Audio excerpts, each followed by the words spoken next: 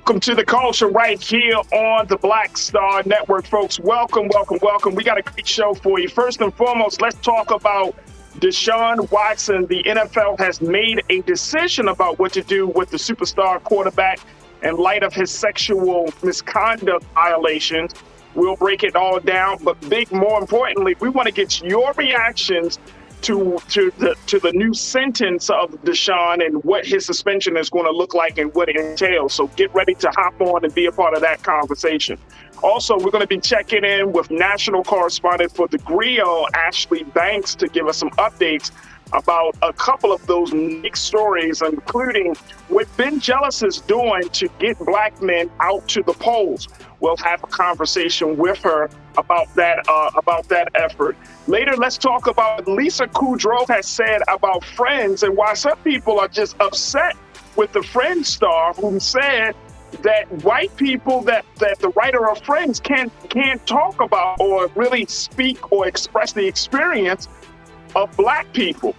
I'm going to share with you the full quote, and then you determine whether you agree with her or not. And then later, let's have more conversation about what's going on. I'm going to share with you about what Snoop Dogg is doing and a whole lot more. Folks, stay with us. It's a lot to get to on today's edition of The Culture right here on the Black Star Network. Let's go.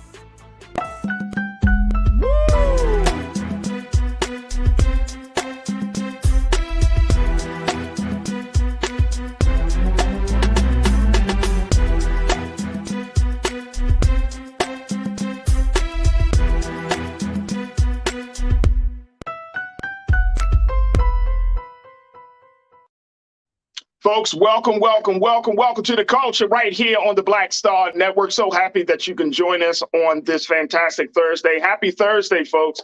Thank you for tuning in. We got a lot to talk about, but first and foremost, before we start the conversations, I want to invite you to make sure that you show your continued support for the work that we're doing here on the Black Star Network. Make sure you go to our website at blackstarnetwork.com. Support us financially, support us with with sharing the content, support us, and making sure you let people know they can download the app for free. They can all find that information about everything that we're doing right on blackstarnetwork.com. And big shout out to my online culture crew, y'all. I want to hear what you got to say. We got a lot of big conversations lined up for you, so I'm very, very excited to get your feedback. Make sure you show up and you share your thoughts on our on our YouTube channel, as well as our Facebook page. And let's have the conversations that you love to have, folks, talking about the culture. And we are so excited to jump into this conversation because we want to talk about the latest and with the superstar quarterback from the NFL, Mr. Deshaun Watson. You know, we already talked at length about what he has done, but the big conversation now has been what has been decided on, as the NFL has made a decision about his suspension. Now, y'all remember that it was at first ruled that Deshaun Watson was going to be suspended for 6 games for his sexual misconduct violations against a number of women who have filed lawsuits against the quarterback. 24 women, in fact, have filed lawsuits, even though there were over 60 women that Deshaun Watson had interacted with over the past 2 years that he was in Houston and doing some really, really, sexually oriented activities with. And out of those 24 women, he had settled with 23. Well, that has led to the NFL deciding to state their case and saying that they would like to see some harsh penalty against the quarterback. Now, he has since moved from Houston, gotten to the Cleveland with a whopping $230 million guaranteed deal, meaning that he will still get paid even if he doesn't play. But the first ruling and the first decision that was made was that he would be suspended for 6 games and fined for $5 million. Well, that suspension was appealed. And as a result of that, that decision was not determined yet, as a new judge is still reviewing the details of the case. So here's where the NFL stands on it. Take a look at this. Keenan, let's throw this one up first, brother. The NFL said that rather than wait for former New Jersey attorney Peter Harvey's decision on the NFL's appeal of the initial punishment handed down, the league and Cleveland Browns quarterback have agreed that Watson will be suspended 11 games and fined $5 million for violating the league's personal conduct policy amid allegations of sexual misconduct. The NFL announced this earlier today. Watson also agreed to mandatory counseling as part of the deal. Now, the agreement overrides jointly appointed disciplinary officer Sue Robinson's August 1st ruling that Watson should serve a 6-game suspension. However, the settlement falls well short of the year-long ban that the NFL had asked Robinson to level against Watson. And that was from USA Today. Now, let me share with you what Deshaun had to say about this situation. Like I said, he was looking at 6. The NFL was pushing for 17 games because of the extra game that's been added to the season, and they landed at the number 11. Here's what Deshaun had to say about the whole situation. He said, quote, "I'm grateful that the disciplinary process has ended and extremely appreciative of the tremendous support I've received throughout my short time with the Browns organization." He said, "I apologize once again for any pain this situation has caused. I take accountability for the decisions I've made. My focus going forward is on working to become the best version of myself on and off the field and supporting my teammates however possible while I'm away from the team. I'm excited about what the future holds for me in Cleveland." We wanted to get your reaction to this. So folks, post your comments on our YouTube and Facebook page. What do you make of this? Do you agree or disagree with this decision about Deshaun Watson? Also, I want to bring in national correspondent for the Griot. She's been doing fantastic work here for Black Star Network here on The Culture. Ashley Banks is joining us as well. And folks, make sure you post your comments, and we would love to hear what you have to say. Ashley, thank you so much, sis, for checking in on this situation. I've already said a lot about this. I'm going to keep it real with you, Ashley. I've already said a lot about this. Okay. But, okay, 11 games, $5 million fine, mandatory counseling. Is this sufficient? Many people say no. Obviously, Deshaun wants to move forward with his life. As you read his statement, he's like, you know what? I just want this to be the past. I want to live in the present and keep it pushing. But many people are just saying this is a slap on the wrist. First of all, $5 million. This man he signed a $230 million contract. So $5 million to him is absolutely nothing. And then people have been mentioning and comparing Deshaun Watson's suspension to that of Michael Vick and how he had a harsher punishment for abusing dogs. And people are like, Deshaun Watson has abused at least 24 women that filed lawsuits against him. And this is your response, NFL? People also compared this to Colin Kaepernick and stated that it seems like Colin Kaepernick had a harsher sentence for protesting during the national anthem than Deshaun Watson is facing. So many people are really upset and questioning if the NFL really does care about protecting women, or do they just care about protecting their bottom line? And so we know that Deshaun Watson is a star quarterback. He's at the Browns. The Browns have stated that they essentially need him, right, to win. And so it's like, is it more about winning than it is about protecting women in this instance? It's very unfortunate, but Deshaun did mention, although there were 24 lawsuits filed against him and he settled for 23 of them, that does not mean that he's guilty. And yes, sure. And the court of law, he has not been made guilty or been stated that he is guilty of committing a crime.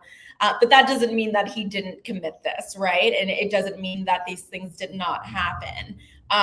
But it's just very unfortunate to see that this is the NFL's response. Some people are even calling this a vacation for Deshaun Watson, saying, just a little more than 2 months, he's going to be on vacation while he's still getting paid. He gets to play in the December 4th game against the Texans. And before that, he gets to practice. So essentially, he's only going to be sitting out for a very short time over these serious allegations that are pending against him. So you bring up a lot. You bring up some great points, Ashley. And, my face right now is to everything you just said is like, Yeah. Yeah. I mean, okay. So if we look at it, the NFL was actually saying that they were actually pushing for 17 games. They were actually pushing for him to pay more than $5 million. And of course, they were also pushing for the mandatory counseling. So they were actually looking for him to try to get him to not play at all. Yeah. And I think the Browns had something to do with it, obviously, making some decisions behind closed doors and like, hey, please, look, we'll do something. And they probably, and maybe they can't get out of that $230 million deal, right? Because this would warrant, I would think, Ashley, I think it would warrant for them to cut him from the team and say, okay, we're going to pay you say half of that or a quarter of that because we're in we initially made an agreement. So they may not have been able to get out that deal. And they petitioned the NFL, lobbied the NFL to say, hey, can we figure something out, right? Yeah, no. I just don't like the part of he agreed. Like it just doesn't feel like a penalty for him. It's like, oh, okay, cool. 11 games. He agreed initially to 8 games being suspended. Now he's like, okay, 3 more. Okay. And so you're right. I mean, I think it's just feels a slap on the wrist. If we were to talk about the great hypocrisy of NFL decision making, then I think that the game will be over, right? Like, yeah, Cap has not been signed. And Jawan, you checked in and you made that very point. You were like, you can't talk about Deshaun Watson when Colin Kaepernick hasn't been signed. Colin Kaepernick never violated a sexual misconduct policy. Colin Kaepernick certainly didn't get a whopping, $230 million and then made the whole, not just the team, but the whole league look crazy where everybody is talking about this. Colin Kaepernick did not make the fact that brought, called the league's commitment to women issues and to women in general, call that into question. So all of this, Colin Kaepernick, we know the Colin Kaepernick thing is just wrong. That's just totally wrong. So, I mean, it sucks. It sucks. Yeah. And here's the other part about it too, and then we want to get to hear from our culture crew online. The other part about it is it's a black man.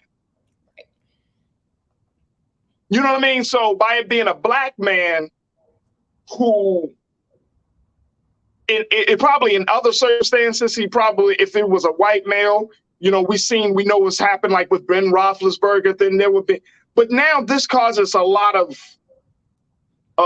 what's the word I'm looking for, Ashley? You as black men, now we kind of have to take sides. Like, okay, do you want to make a black man not to be quote unquote crucified, or do you want to kind of have a black man being punished for abusing women? Right. And that puts us as black people, again, that puts us in this crazy ass space. It does. It does. Like you're saying, it's like, do you sit back and you say this man has not been found guilty in a court of law? So we should take the allegations at face value. And should we talk about the disparities, like you're saying, in the NFL, what happened with Ben Roethlisberger and a few others that are of a different race? Or do you hold him accountable and say, although he has not been found guilty of committing a crime and just an investigation by the NFL found that, he is guilty of sexually assaulting these women. Do you support this punishment and move forward? Or, what do you do? And like you're saying, that's the first thing that I thought about when the news broke, months ago about this. It's just like, really, we don't need this. This is very unfortunate. But as a member of the Black community, it is really hard when it comes to responding to situations like this, because you can see the disparities. You can see what's happening here. Yeah, He absolutely. does need to be held accountable at the end of the day for everything that has taken place. Absolutely. All right, let's go to the comments. Let's go to our online culture crew, folks. Post your comments as we have this conversation. Damon, my guy, Damon, thank you so much for checking in. Damon, you said, I'm glad the suspension has been decided. I am tired of hearing about it. Yeah, me too, Damon. With that, he is sick in the head. He needs counseling. He needs help. He needs help. I think we all could agree that he needs help. I'm serious. He needs help. Chris, you checked in. Damon, thank you so much. Chris V, you said the NFL is a joke with these suspensions. They never can get it right the first time around. Yes, Chris. Actually, I don't understand. You would think that it would be like they make it so hard to do the right thing. It makes no sense. It's almost don't as if you have a legal team and have things in place. You know what can happen. I mean, you have a legal team, you have advisors. It shouldn't be that difficult. I mean, every time a big opportunity comes along, that we as the public, we say to ourselves, oh man, this is a slam dunk decision. It's like they're fumbling and bumbling through it. And it's like, you're like, what? And then you wonder, like, wait a minute, are you guys just intentionally sabotaging your own decision making, or do you not want Black people there? I mean, I get it. A lot of Black folks decided to stop watching because of Colin Kaepernick, but you still got, we already know 70% of the players are Black in the NFL. So, you still got those other Black men who came from all these different backgrounds who see making it to the NFL is still a big thing, right? They're still, you got brothers in the league that are doing something for the communities that they come from, that are being role models, that are family men. They're not all out partying and just doing wild shit. You know what I'm saying? So you're like, again, you got to be in a space like, I want to support the brothers because they're doing great things. Their talent is God-given. But then at the same time, you're like, golly, the NFL just put you in this, not just this economic space, this economic dilemma, but this moral dilemma. You know what I mean? And I mean, Black folks, how many more dilemmas we have to decide that we're going to be Black or for a system. And it's crazy. It's absolutely insane. Yeah. So many politics, Farajii. Too many damn. But all I'll be wanting to do is just watch football. That's it. I mean, I love football. I love the game of football. Mm-hmm. All I want to do is just watch football. And it's like this other shit. I hear you. Hey, King Lee. Hey, Chris B, my man. Thank you, brother. King Lee, my guy. You said perhaps he will get the psychological help that he desperately needs. Yeah, I hope so. I really do hope so. It doesn't seem like it because he's so quick. And I think to your point, Ashley, you say he seems like he just wants to move on. But it's like, bro, 24 women? Like, how are you going to much move on from that? Like, I get it. And I said it when I don't know if you read, I'm sure you probably did, but when he did that last apology, he was like, oh, I'm sorry about the women I've impacted. Mm-hmm. I'm like, that is the wrong choice of words, bro. Right. And like, he said impacted. Yeah, and like you said, he also added that he apologized because he felt like people were triggered by what he was being accused of, not because he did anything wrong. Right. So it's like, if he really did do something wrong here and he gets this psychological help or goes to therapy, I mean, is it really going to work if he's in denial and doesn't believe that he did anything wrong? So. No, it's not going to work. Janae, you checked in. Janae, good to hear from you, sis. You say, what does a financial fine say? That if you have money, you can get away with the crime/abuse? Really should be out of the league, definitely for the entire season. There are other players. Exactly. I'm with you on that one, Janae. Jawan, you said it. I just want to know how Deshaun Watson can stay on the payroll, but Colin Kaepernick can't get signed. Because Colin Kaepernick shows some level of racism. Ashley, can you answer that? Can you bring some peace to our brains on that? I can't, because even the NFL apologized for its handling of Colin Kaepernick. So essentially, there's no reason, there's no answer as to why he hasn't been signed, other than the politics of the game, the people who are in control behind the scenes. They're still upset that this man kneeled during the national anthem, as opposed to really seeing the real issues at hand. As we mentioned before, he hasn't hurt anyone. Colin Kaepernick hasn't threatened the lives of anyone, hasn't physically abused anyone, sexually abused anyone. He literally was standing up for his community. Right. As simple as that. And as a result, he gets, whiteballed out of the league for years. Rashida, my sister, you always check in. Always glad to hear from you. You said, I don't feel sorry for him. Hopefully this will teach him a lesson. If not, keep finding him until he's broke. Well, if you got $230 million in the bank, Ashley, you're going to be finding him at $5. Okay, let's keep finding him till he's broke. $230 million, $5 million right now. Okay, to one. You're going to have to find him at least 50 something times. Yeah, close like about 40 something times, really. And then it's like, you saw about 46 times and finding like, who has time for that? Like, just get it right the first time. Mm-hmm. Yeah, Rashida, I hear you. Allison, you checked in. You said, I agree with the decision, but I am confused with his lame so-called apology. He's just sick. His money, he could have paid for his pleasures. Well, I don't know. I think we brought that up before. I think I definitely brought that up before. Like, and I think that to the point of the sickness behind sexual abuse, sexual violence, that's the thing. Like, a lot of these guys, it's not about the sex, it's about the power. Mm-hmm. And I think that's the important thing for us to keep in mind, that it's not about the actual sex, or it's about having that power. And I think that that we should keep that. We should understand that he just loves to express. And you could tell, like, he still hasn't fully taken full accountability. Yes, he could say in a statement, yes, these are my decisions, but you haven't taken full accountability. Like, you haven't really shown remorse to the point where people believe you. And I think that's the big thing, Ashley. What's your take on that? No, you're right. We've seen it time and time again with these celebrities who have been found guilty of sexually assaulting people. And it's like, sure, they have the money to pay to have these sexual interactions, but they don't even need the money. It's just their clout, who they are. They can attract the people that they want.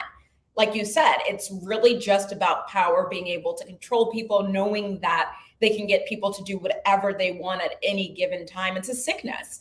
As we saw with R. Kelly, for instance, R. Kelly could pay for any pleasures he needed, but essentially, no, he wanted to go for underage girls. He liked having control and power over them. Yeah. And it's like, so many grown women were throwing themselves at R. Kelly, wanting to be with him. And he's just like, no, don't want that. I want what I want. And Ashley, when we have that conversation, because I think that's the other part of the discussion, right? Like, you can, and it just goes to where our culture is, that you can hear a story about a person, about a man who is either actually guilty or alleged to be guilty of sexual misconduct, sexual violence, sexual abuse, and women still throw themselves at them. Yeah. Women, like you said, still throw themselves at R. Kelly. They are standing out and protesting for him. Yeah. Or, women will still approach a man like a Deshaun Watson, right? Mm-hmm. Like, there's still some underlying trauma there. Mm-hmm. I believe. Now, I could be wrong, but it just looks like it's underlying trauma there around this situation. But, it's mind-blowing, absolutely mind-blowing. Folks, we're going to take a quick pause. When we come forward, we're going to get more of your thoughts on this. And then Ashley is also going to bring us up to date, speaking of black men, about what Ben Jealous, the former NAACP head, is doing to get black men to the polls. Yep.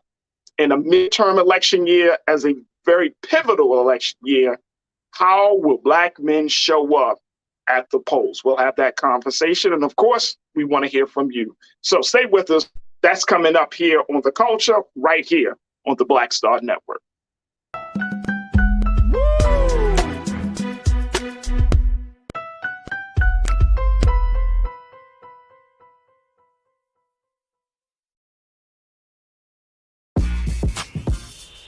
When we invest in ourselves, our glow, our vision, our vibe, we all shine. Together, we are black beyond measure. Pull up a chair, take your seat. The Black Tape with me, Dr. Greg Carr, here on the Black Star Network. Every week, we'll take a deeper dive into the world we're living in. Join the conversation only on the Black Star Network. I'm Deborah Owens, America's Wealth Coach, and my new show, Get Wealthy, focuses on the things that your financial advisor and bank isn't telling you, but you absolutely need to know. So watch Get Wealthy on the Black Star Network.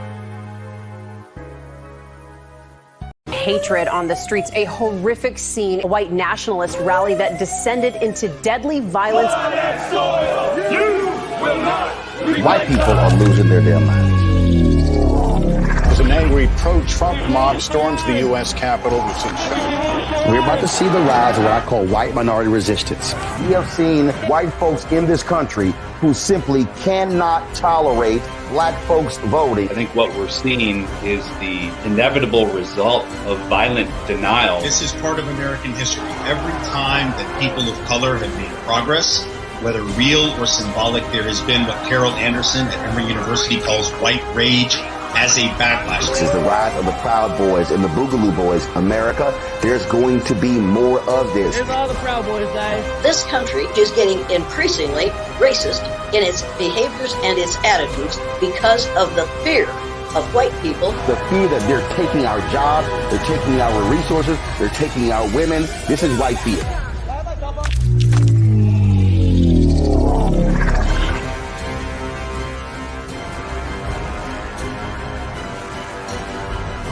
When you talk about blackness and what happens in black culture, we're about covering these things that matter to us, speaking to our issues and concerns. This is a genuine people-powered movement. There's a lot of stuff that we're not getting. You get it, and you spread the word. We wish to plead our own cause. Too long have others spoken for us. We cannot tell our own story if we can't pay for it. This is about covering us. Invest in black-owned media. Your dollars matter. We don't have to keep asking them to cover our stuff. So please support us in what we do, folks. We want to hit 2,000 people, $50 this month, raise $100,000. We're behind 100,000, so we want to hit that. Y'all money makes this possible. Checks and money orders go to P.O. Box 57196, Washington, D.C. 20037-0196. The Cash App is $RM Unfiltered. PayPal is R Martin Unfiltered. Venmo is RM Unfiltered. Zelle is Roland at RolandSMartin.com.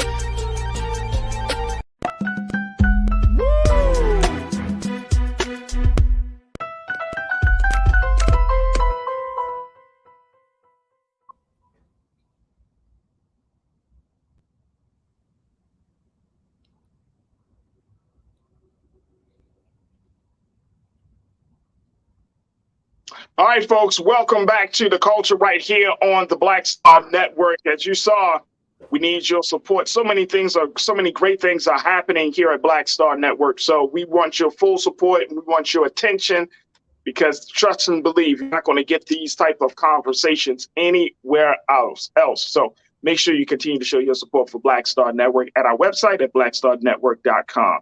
All right, folks, we've been talking about Deshaun Watson, getting your reaction to the NFL's decision to suspend the superstar quarterback for 11 games, also fining him $5 million and making him have mandatory counseling. Just asking the question, what do you make of this? Now, we have been having this conversation with national correspondent for the Griot and Here Culture, Ashley Banks, to share with us her thoughts about this situation.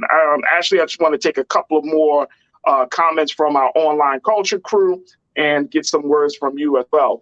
Janelle checked in. Janelle, always good to see you, sis, and hear from you. Apparently, you said this, apparently sexual assault is acceptable, although outside behavioral guidelines, but protest and police brutality is beyond the pale. Yeah.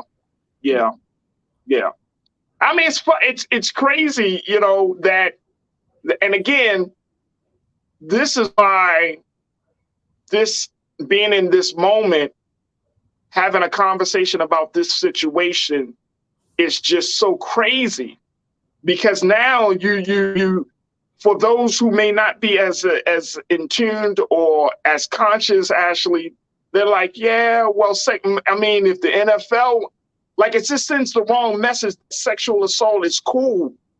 that violation of women is acceptable. Like, yeah, you're going to get some consequences, but not to the detriment of your career. Right. Not to the detriment of where it's going to break you down. And I mean, this is not the NFL's fault. I think that we just have a problem of rape culture in the mainstream media and mainstream culture. So it's like when there are moments to make a statement about abuse, sexual abuse, violence, sexual violence, rape, it's a slap on the wrist consequences that come along with it. And it doesn't drive home the point that this is wrong, that this is unacceptable. Right. And that women need to be protected. I wish that there was a rule just across the board of consequences for things like this, so that everyone, no matter what your race is as a football player, if you are found to be guilty of sexually abusing someone, of raping someone, or just, misconduct in general, that you were dealt with in the same manner. But for instance, we saw with Ray Rice here in Baltimore, where he was seen, beating his then fiance at the time, and he apologized. She even came out and said, I was engaging with him. We were fighting each other. And that was to the detriment of his career.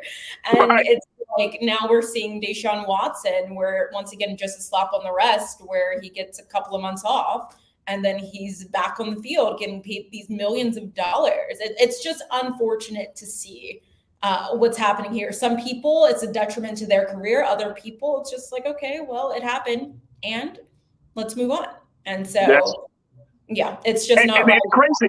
And the crazy thing about it, though, out of all of this, the Browns knew. Like, when they signed him, gave him this shitload ton of money, right? You know what I mean? They knew he was going to be a liability, but they didn't care. No, because all they see is winning. That's all that mattered to them. We're paying to win. We are paying him this lump sum of money, this $230 million, because he's going to help us win. We don't care what you did. We don't care that you sexually assaulted all these women. We don't care. Are you in jail? No. Okay, then you can play. That's a sad message that the Browns are sending. But that's what they're telling us, that they don't care.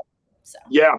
Hey, Karen. So Karen, you I think you hit the nail on the head with your comment as well. You said, look, the suspension and fine are nonsense. The NFL should take a firm stand and terminate his contract. This will make zero tolerance consequences clear to all NFL players. That's the slippery slope. And as we wrap up this part of the discussion, Ashley, I think when we're talking about moving forward, looking forward, as Deshaun wants to do, he wants to move forward. Your case is going to set the precedent that you can do this, that you can continue to do all types of crazy madness and to things, especially off the field, especially to women, and that the NFL is going to allow it to some degree, that you will still be able to play. And if the NFL wants to really rebuild, or at least show the world that they're serious about punishing players and that they're trying to get the best people on the field as well as off the field, this is the wrong message that they're sending. How do you think it's going to move forward as we look forward when other cases come up? How do you think this case is going to impact, what other cases come up? Because it's going to come up. Yeah, for sure. I think, like you're saying, it's setting a dangerous precedent. But what I think is going to have to take place is fan reaction. How are fans going to react to this? Is this going to impact the NFL? Is this going to impact the money that the Browns will be making from fans going to games? Is this going to be a detriment to the Browns down the line, just having Deshaun Watson on their team? And I think that's how the NFL will end up reacting to this. And so let's say if fans are just really upset, other players and other teams don't want to play against him, or just really upset that he's even in the NFL at all, this will set the tone for the next person possibly who is accused of sexually abusing someone. But I think as of right now, the NFL, once again, their main focus is revenue. We want to make money. This is a business at the end of the day. They don't care so much about who was harmed. that a detriment was caused to women, and that this could be triggering for women to see Deshaun, in real life while they're going to football games or on their television screens. They couldn't care less. So I think it's going to be determined by the way that people react moving forward with this. Absolutely, absolutely. Speaking of black men, you talk to another black man who's on the other end of the spectrum, trying to encourage other brothers to do great things in their community, more importantly, to get them to the polls.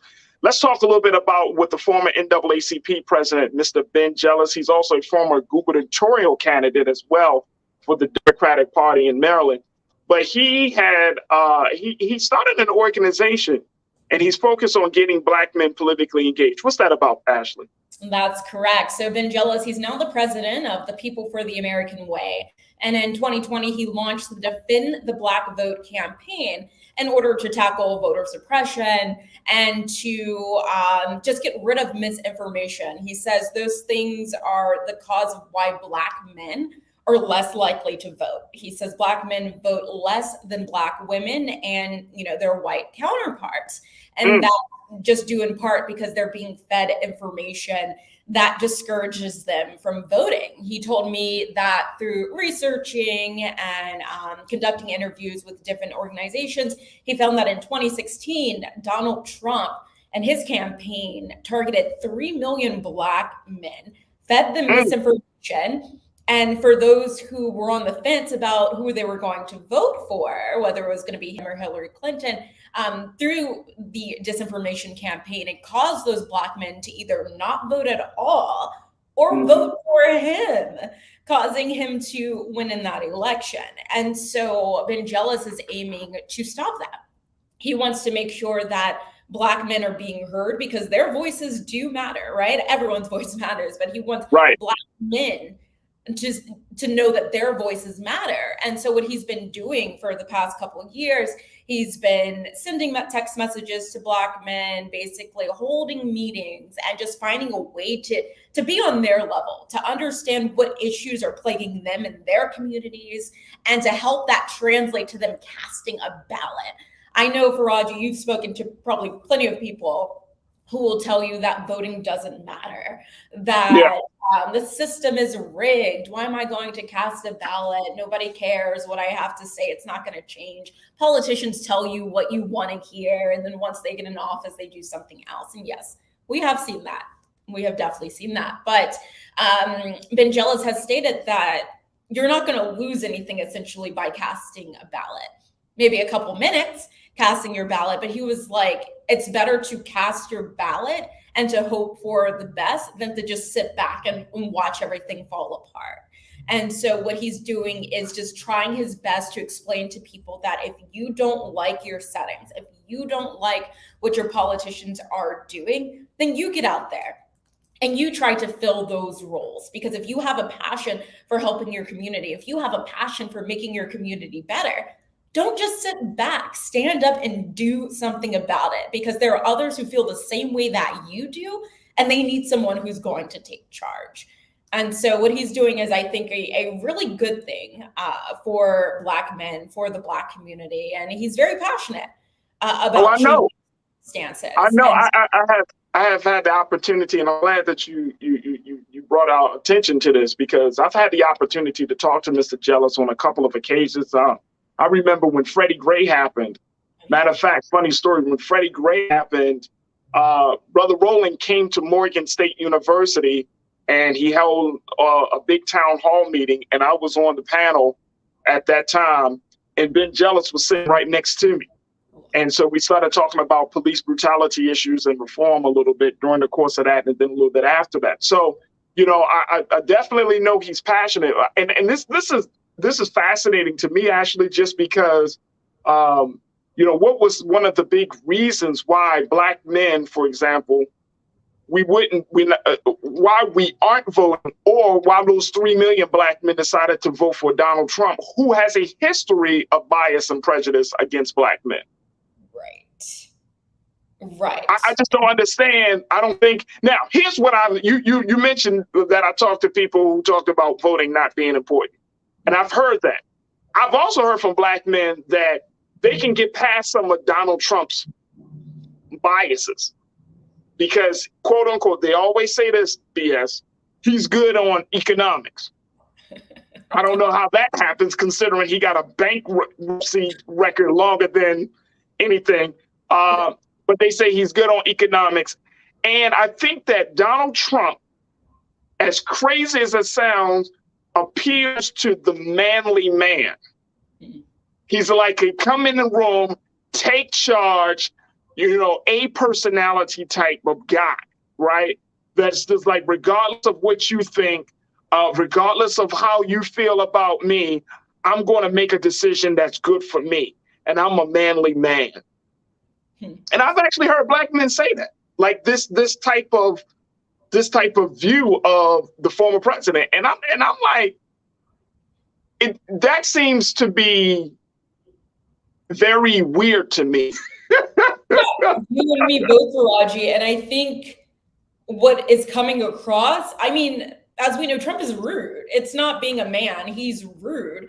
But also, I think what appeals to people, not just, I would say, black men, is that with Trump, he just speaks everyday language. We had, Hillary Clinton and Joe Biden and others who speak politician language.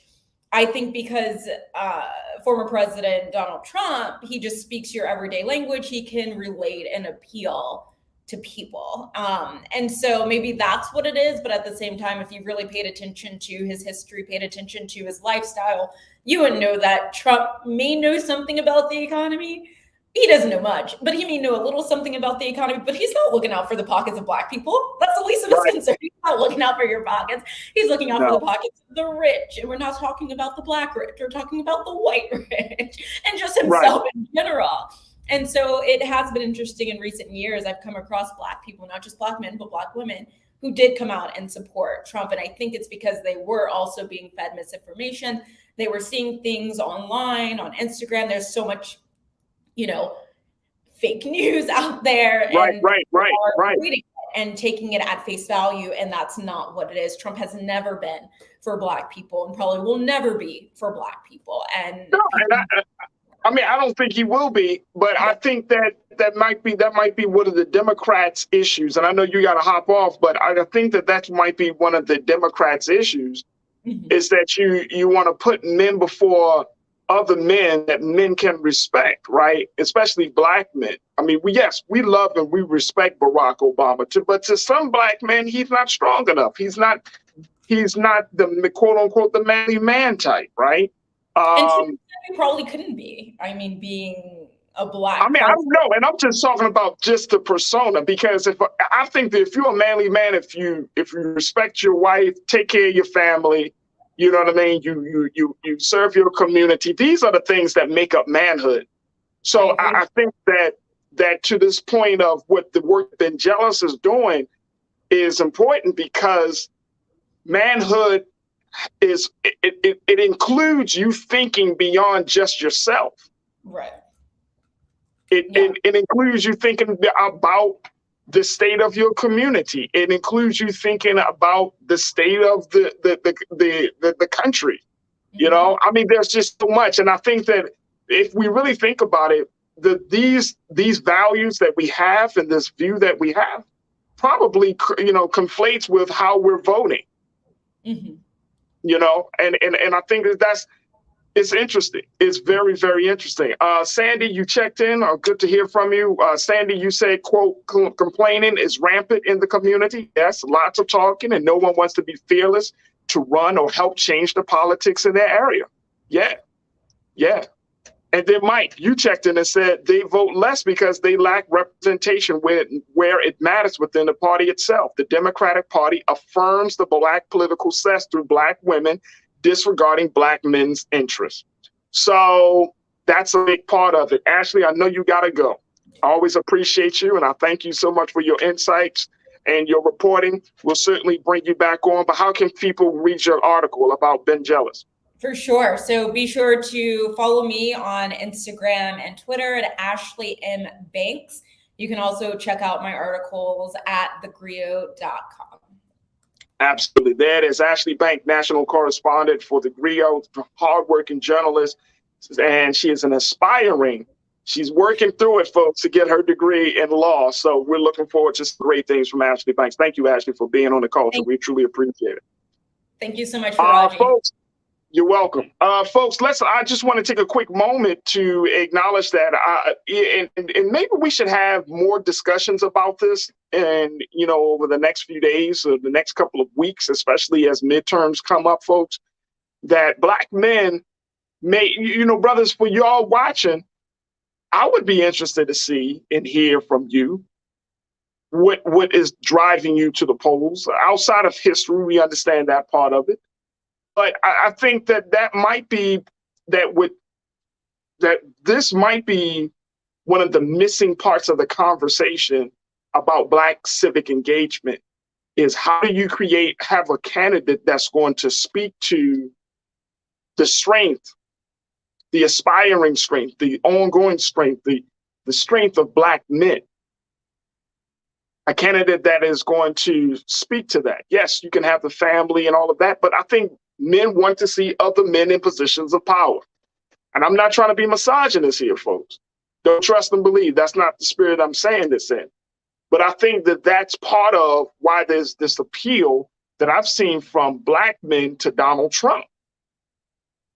That he's a quote unquote take charge type of guy that don't listen to anybody else. He does what he wants to do. Maybe I'm wrong on that. Let me get some feedback from you on that if you think I'm wrong on that. Because if that's the case, then the Democrats are going to have to find a candidate that speaks to this sentiment of a man that is willing to step up and show that level of leadership. He doesn't have to be disrespectful, of course not.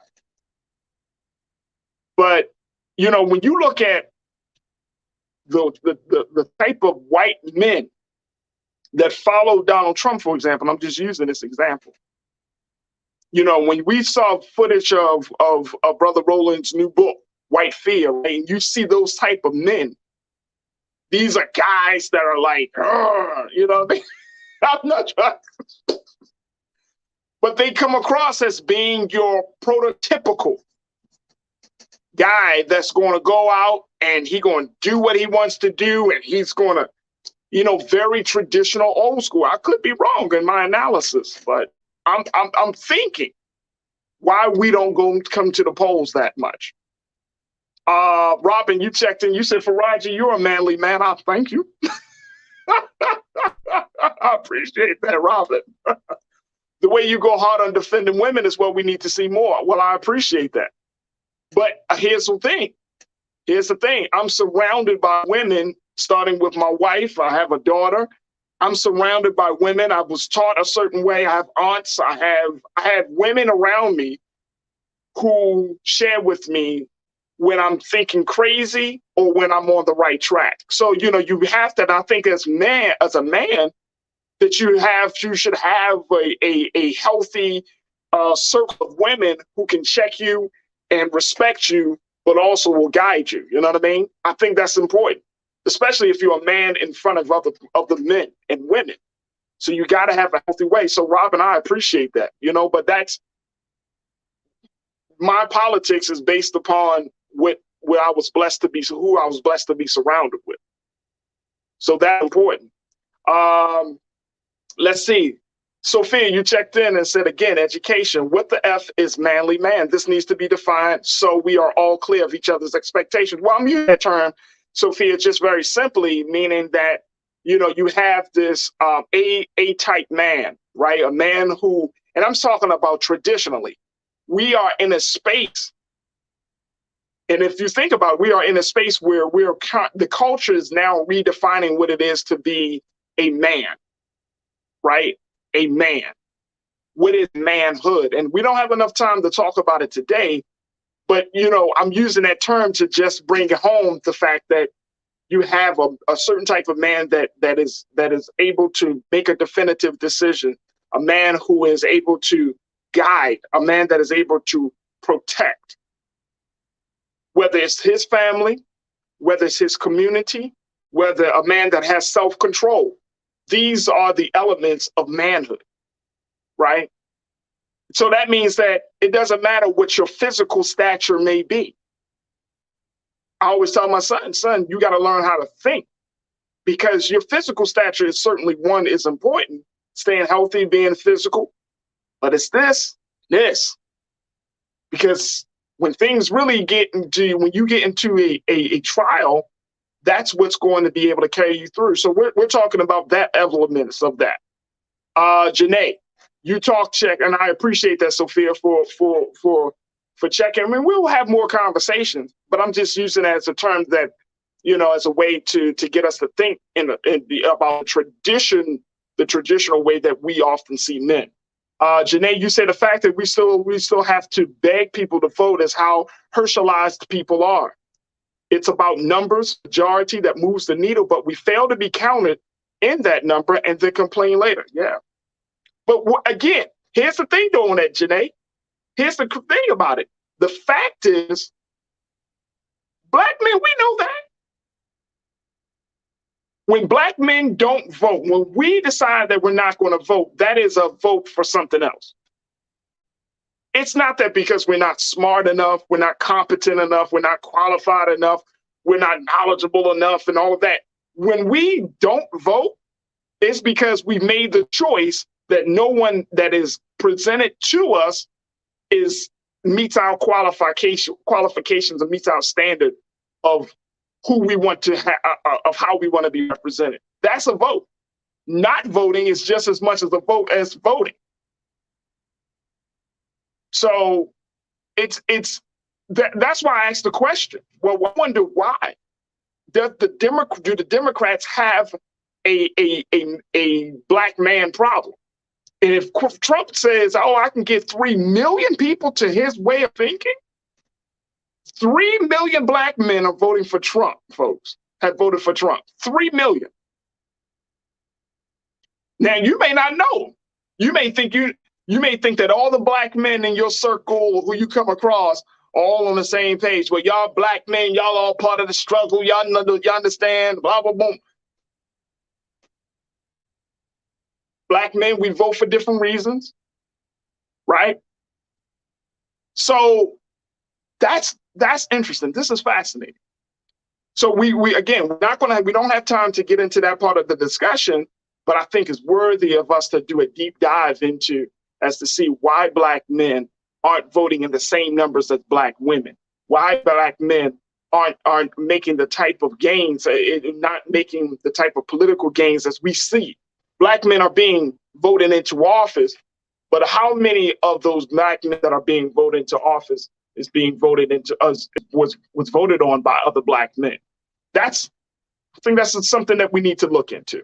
All right, folks, look, we're going to take a quick pause. When we come forward, let's look at another issue that I think is very important. I'm going to check here. Talking about the situation with Lisa Kudrow. If you aren't familiar with who Lisa Kudrow is, she's the actor, one of the actresses from the hit show Friends that came out. Y'all remember Friends from back in the 90s? Well, she got into a little bit of a kerfuffle about something she said about Black people being represented on the show. However, I want to share with you the full statement of what she said, and then I'm just simply asking whether you agree or don't agree with Lisa Kudrow. Also, later on at the 4:30 mark Eastern Standard Time, well, let's talk a little bit about the Black Chamber of Commerce. We're going to check in with them to discuss what the latest gains are with small Black businesses and large Black businesses. We'll have that conversation. And I got for you some trends, posts, and doing the most. So we got a lot to get to in the second hour of The Culture right here on the Black Star Network. We'll be back.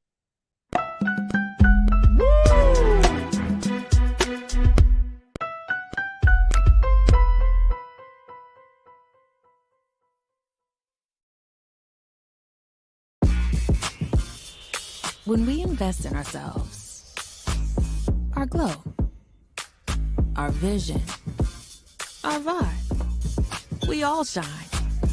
Together, we are Black beyond measure. Pull up a chair, take your seat. The Black Tape with me, Dr. Greg Carr, here on the Black Star Network.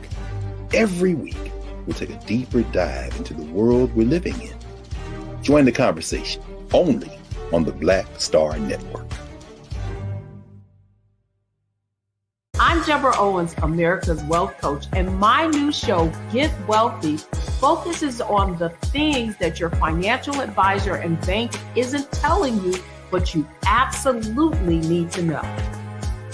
So watch Get Wealthy on the Black Star Network.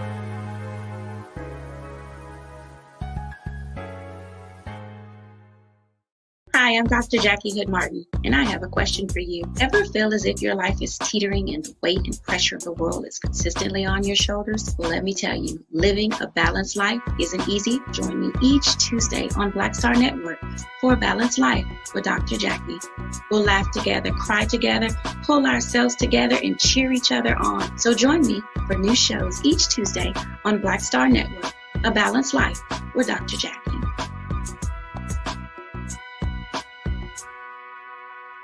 When you talk about blackness and what happens in black culture, we're about covering these things that matter to us, speaking to our issues and concerns. This is a genuine people-powered movement. There's a lot of stuff that we're not getting. You get it, and you spread the word. We wish to plead our own cause. Too long have others spoken for us. We cannot tell our own story if we can't pay for it. This is about covering us. Invest in Black-owned media. Your dollars matter. We don't have to keep asking them to cover our stuff. So please support us in what we do, folks. We want to hit 2,000 people, $50 this month, raise $100,000. We're behind 100,000, so we want to hit that. Y'all money makes this possible. Check some money orders. Go to P.O. Box 57196, Washington, D.C. 20037-0196. The Cash App is $RM Unfiltered. PayPal is R Martin Unfiltered. Venmo is RM Unfiltered. Zelle is RolandSMartin.com. Hatred on the streets, a horrific scene, a white nationalist rally that descended into deadly violence. White people are losing their damn minds. As an angry pro-Trump mob storms the U.S. Capitol, we're about to see the rise of what I call white minority resistance. We have seen white folks in this country who simply cannot tolerate black folks voting. I think what we're seeing is the inevitable result of violent denial. This is part of American history. Every time that people of color have made progress, whether real or symbolic, there has been what Carol Anderson at Emory University calls white rage as a backlash. This is the rise of the Proud Boys and the Boogaloo Boys. America, there's going to be more of this. Here's all the Proud Boys, guys. This country is getting increasingly racist in its behaviors and its attitudes because of the fear of white people. The fear that they're taking our jobs, they're taking our resources, they're taking our women. This is white fear.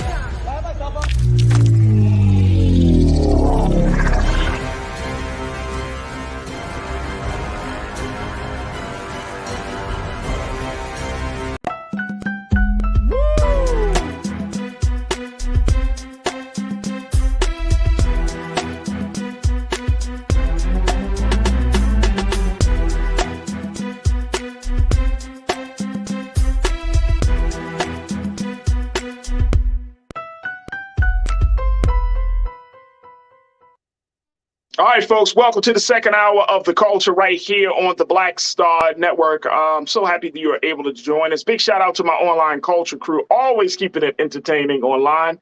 So we have these discussions. So many of you are checking in, so many new watchers as well. So big shout out to all my new watchers out there who are just getting involved. Man, I'm so happy to have you to share your thoughts on all of these different topics. And I see Karen, I've seen so many of you. Thank you for tuning in. As you can see, we are doing big things here at Black Star Network. As you saw, if you just tuned in, you saw the new commercial for Brother Roland Martin's new book, White Fear, folks. You can pre-order the book right now. Make sure you check this out. This is going to be a book that is a must read. So if you haven't checked it out, or if you're willing to, to support Brother Roland on it, make sure y'all pre-order a copy of White Fear. And as you saw as well, we are on a push to get more support, financial support, 24-hour streaming. That's the direction that we're taking Black Star Network. And more importantly, this is the direction of having more shows, whether it's a show like The Culture, you got new shows coming. We got other ideas that we want to bring to the table. But we want to make this a very, very provocative, thought-provoking 24-hour streaming platform or dealing with only Black news and information, having conversations that are important for you. So make sure that you show your support for the great work that we're doing here at Black Star Network. You can go to our website at blackstarnetwork.com. All right, I wanted to have a conversation, get your reaction to this, because apparently on like Twitter and other social media spaces, this is a thing, talking about Friends. Y'all remember Friends, the 1990s show? It was a hit show. There were two big shows that I remember back in the 90s that aired on NBC that really got people going. And people are still talking about it today. Y'all know the shows. If you don't know them, Friends and Seinfeld. Friends and Seinfeld. I can't, oh my gosh. Now, I've watched Friends. Okay, it was cool. Seinfeld, I think you can find Seinfeld in the syndication. Jerry Seinfeld is still one of the most profitable. Check this out, folks. I had to read up on it. Jerry Seinfeld, who's been doing, he does like a number of different projects, including his like interviewing cars and all of that. But he actually had a residency in Las Vegas. But he is still considered to be one of the top paid comedians in the country and around the world. Jerry Seinfeld. And it all kicked off. Of course, he did his stand-up comedy, but that branch, once he did Seinfeld the show, it just went into a different space. He hit the stratosphere. Now, with the Friends situation, most of the cast members have gone on to do other projects and become very, very successful. Well, it was recently brought up, and check this out, Marta Kaufman, who is one of the writers, the main writers, a woman who is a main writer for Friends and one of the creators of Friends. She came out to say that, when she was looking back on Friends and seeing how the country has evolved politically and socially, that she is not happy. She said for over 20 years, she has been thinking that she created this kind of this foundational show, but she has not been happy with the lack of representation, the lack of diversity on her show, Friends. She wasn't happy. And so she had decided to put some money behind her feelings, right? She went as far as to say, and I'm gonna share this with you. She went as far as to say, you know what? I'm not happy with how Black people and the stories of minorities were not represented in this hit platform, in this hit show. So she said she was going to give $4 million. She kind of had this like moment of clarity, folks. She said, I'm going to give millions of dollars, and she's going to start to support. She pledged to donate $4 million to students studying Africa and Africa diaspora at her alma mater. And she attended Boston's Brandeis University, and she essentially apologized for not doing enough. In the past, she stated that the series, The Friends, that aired from 1994 to 2004, so you're talking about a 10-year run, was a product of the time period, and adding that it reflected the experience of hers and fellow creator David Crane. But she wants to do more. She wants to support Black women, Black writers. And of course, like I mentioned, she wants to support students studying Africa and the Africa diaspora at her alma mater. Now, this has brought people to look at the situation of Friends, the show that hasn't been on for 20 plus years. Now people are saying, well, why wasn't there as much diversity in Friends other than a few, cameos by Aisha Tyler and others who came on, but they weren't leads. There weren't many Black leads or any Black leads in the show. Well, Lisa Kudrow, she's making headlines for her statements about the lack of diversity on Friends. In 2020, Lisa Kudrow, who played Phoebe on Friends, said the show would, quote, would not be, take a look at this, folks. I want to share this with y'all. And Keenan, let's post this quote on here. She said in 2020, let's go to the other one. She said in 2020, Kudrow said she would not be that the show would not be an all-white cast if it returned today. She also said doubled down on her statement in a new interview where she attempted to explain why the show lacked diversity in its cast and character experience. And here's why I want y'all to give me your take on this. She said, quote, "Well, I feel like it was a show created by two people who went to Brandeis and wrote about their lives after college. And for shows, especially when it's going to be a comedy that's character driven, you write what you know." She said she believes the white writers, quote, "have no business writing stories about the experiences of being a person of color." She said, "I think at that time, the big problem that I was seeing was, where's the apprenticeship?" Now, this is Lisa Kudrow. She talked about this. Do you agree with her? Do you agree with her? Was she right or was she wrong, folks? Was she right or was she wrong? Now, Black people and people all across, people on social media are just going in on Lisa Kudrow about this statement.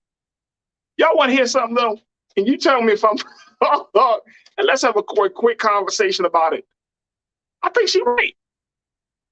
I think she is absolutely right. I think she's right. Here's why, folks. For too long, we have wanted to be represented. Here's why.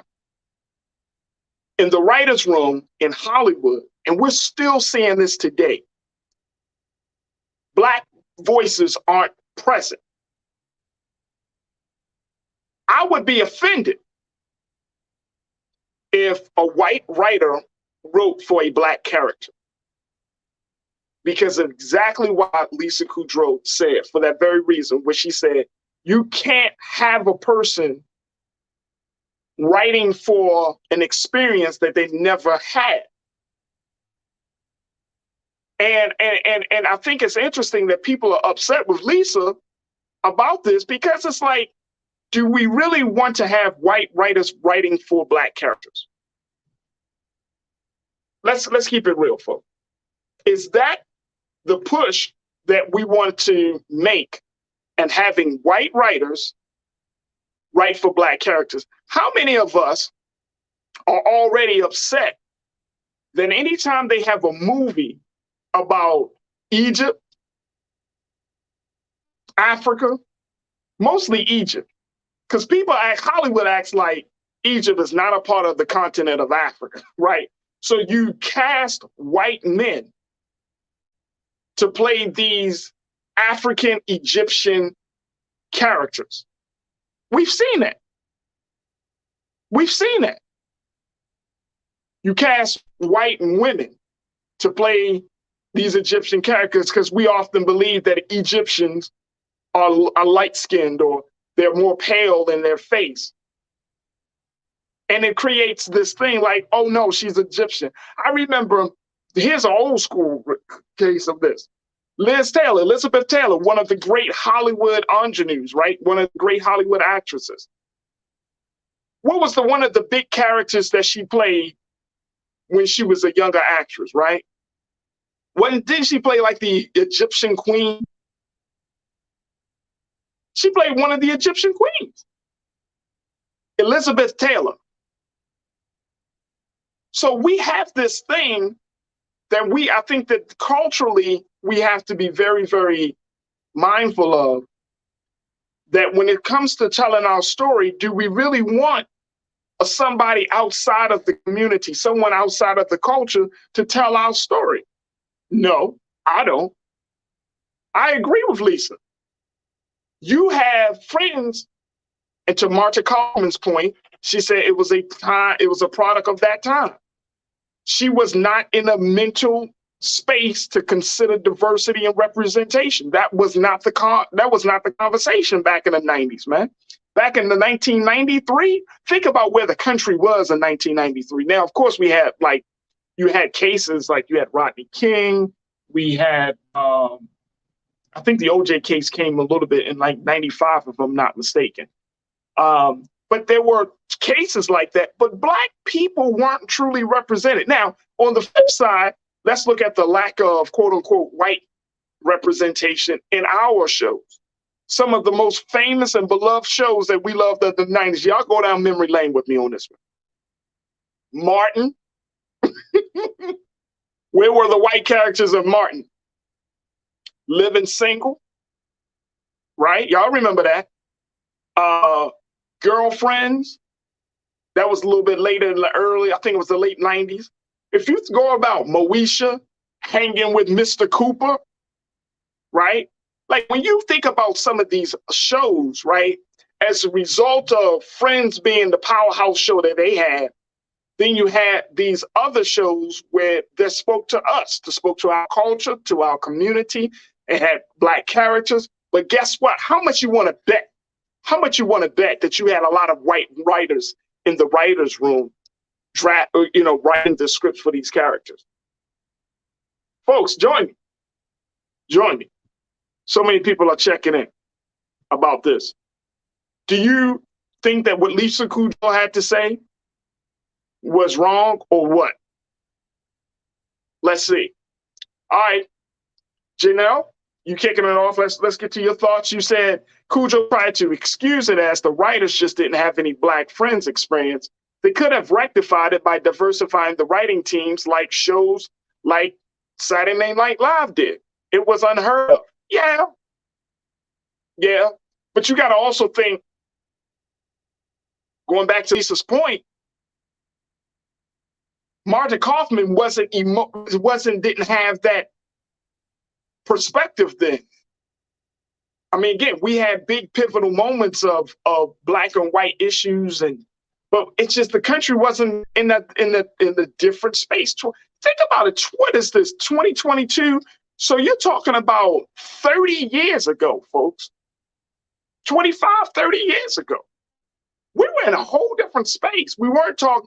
I mean, even though all of this stuff, unfortunately, that we have dealt with now continues to happen today, but culturally, we were in a totally different space. We weren't talking about police reform like we're talking about. We damn sure wasn't talking about reparations. Hell, the LGBTQIA community, the efforts around, trying to have a conversation about the equality of that community wasn't even talked about. I mean, there were we weren't as progressive 30 years ago, 25 years ago.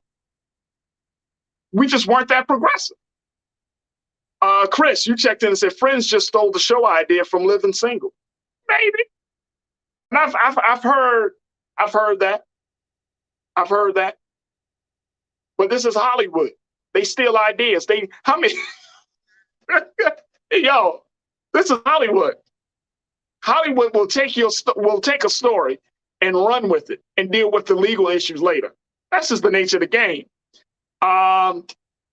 Robin, you check back in. Good to hear from you. You said Lisa is right and point. Roland always points out why it's important for us to tell our own story. Remember, we were focused on to learn about white culture.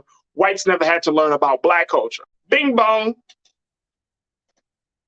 That wasn't the conversation, even though, again, you had major moments. Of course, the Million Man March took place in 1995, right? That shifted the conversation about Black men. That shifted the conversation about our culture, because in the 90s, y'all remember there was a lot of efforts, especially in the hip hop world and in the Black culture space. There were a lot of negative images. We saw we saw movies like Boys in the Hood, Menace to Society. These were some of the most powerful, these stories about Black folks. Boys in the Hood came from John Singleton. So Menace to Society came from the Hughes brothers. But these were the movies that helped to shape the world's view of Black men and Black life in America, in LA, and in other places in America. Those films went on an international screen. So by the time like the Million Man March came around, it was an effort. Now, I don't think these Black men created those movies to show how terrible we are as men. But I think they wanted to simply tell a story, but Hollywood exploited that. Hollywood exploited us telling our story from our own place, from a very authentic space, and then showing the world, hey, this is what Black meant. Music, on the music scene. You know, we could talk about the rise of West Coast rap. NWA was still around with Eazy-E. We could talk about the hip hop world at that time. Black men was often seen to be public enemy number one. That was the context in which we saw things. So yes, we saw that, but in Hollywood, there was also like, let's keep the same things going. Brother King Lee, excuse me, you said, okay, so where was Lisa's voice in the 90s about this travesty? Hey, bro, I don't know. Maybe she just gotten enlightened last year or 2 years ago. Marta Kaufman, who was the founder, Marta, she said it wasn't until George Floyd happened that she started to think about what she did and create friends and not having Black people as lead. And that was 2020. Everybody evolves at a different time. Can we blame people for ignorance, especially white people? Can you blame white people for their ignorance? Yeah, it depends. Yeah, you can to some degree because, we've been in this struggle for a long, long time. But some white people just never paid attention. Let's keep it real. It's not like us where we wake up with Blackness. We got to think about this shit every day. You know what I'm saying? You can live in the furthest part of town. You can live in the suburbs. You can drive the nicest car. You can have the best profession. But guess what? Each and every day, you and I are confronted with our Blackness. Each and every day, whether we make money or we don't have money, our Blackness is still there. White people, you got to understand. And it took me a long time to get to this space. White people don't think about that. White people don't think about their whiteness. I never forget, I read Robin DiAngelo's book, what's the book? Not White Fear. Got me thinking about that. I'll bring it up. But Robin DiAngelo, she wrote this book. She's a whiteness scholar. And she made that point in her book saying, white people don't wake up thinking about community. They thinking about the whiteness the way that we think about it. They don't think about their place in society. They just go along with their day. They don't think about the system. They go along with their day. And so that's a very real place. So we can't impose that. We can expect, oh my goodness. Why don't they think like we think? Because they haven't been oppressed. When you've been oppressed, you think about oppression.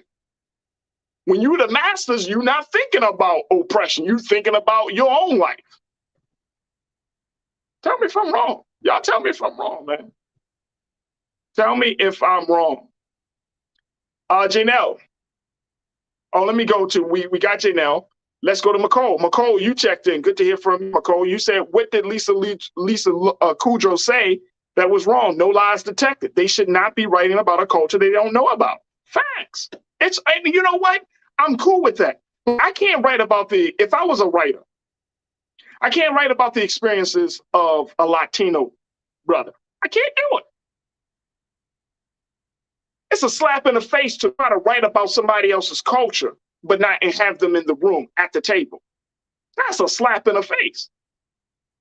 Big slap in the face. So yeah, I'm with you right there, McCall. Janine, you checked in. Good to hear from you. You said this would be like having a bunch of white folks writing for the Cosby Show. We as Black people need to pick our battles better. Yeah. Great point. Can you imagine it was a lot of black, if you had so many white people writing for the Cosby Show? That's another great point.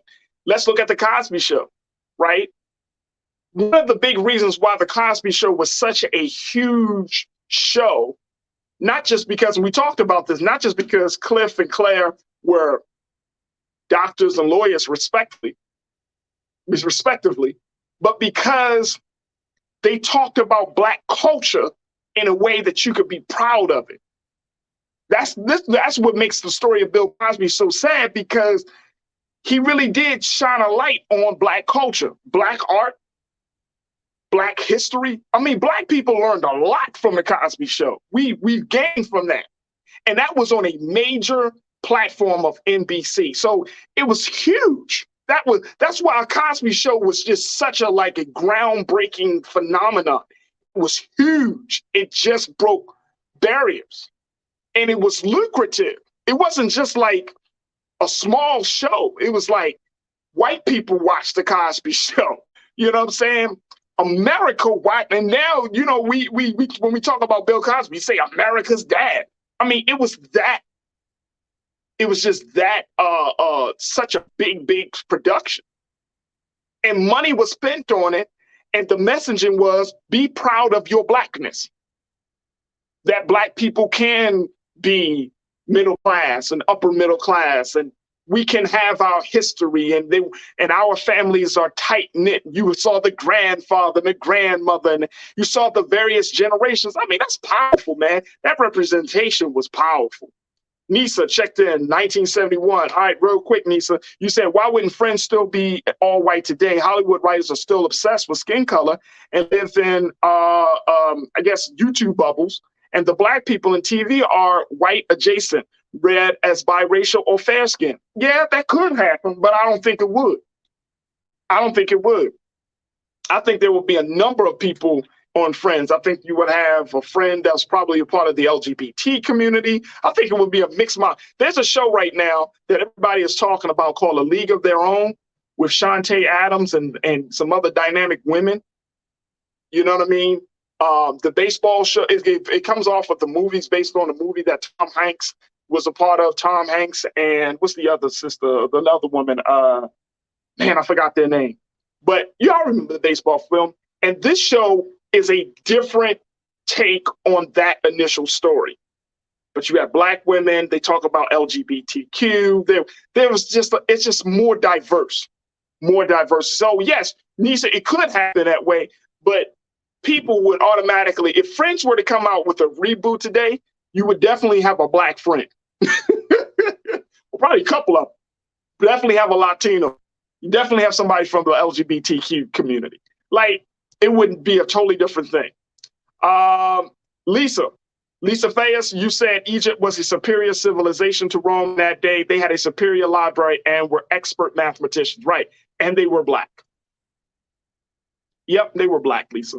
You know it and I know it. But that part of the story, that part of the history is not being represented on the big screen. Thank you so much, Lisa, for checking in. William, you said Disney still has lots of token characters, always funny when 4-year-olds notice. Yep. And Disney is working hard. I've been reading up on Disney. They've been working hard to try to turn the tide on that history. Because Walt Disney, the owner, the founder, the guy who started it all, he was a racist. He was. Mm-hmm. I just saw it. I just read up on that recently. He was a racist. He was a misogynist too. He had a view of how the world should be. And so he created this whole space for that. But again, here's the thing about all of this, folks. Even though something can start off a certain way, it doesn't mean that it has to continue to be that way. That's why it's important for us to never stop fighting for what we believe is the right thing to do. That's why it's important for that. Just because it could be an all-white situation doesn't mean that we shouldn't raise our voice to say, well, what about this person? What about that person? It doesn't have to be, in 2022, we don't have to accept things. We have the power to change things. And I want us to keep that in mind, folks, that yes, the representation is important. It's important for us to make sure that people understand who they are. But the most important part about all of this is understanding that we, all of us, whether we are consumers of media, whether we are readers, whatever, when you take in information, when you don't see yourself, that you got the power to change that. In Hollywood, as slow as Hollywood is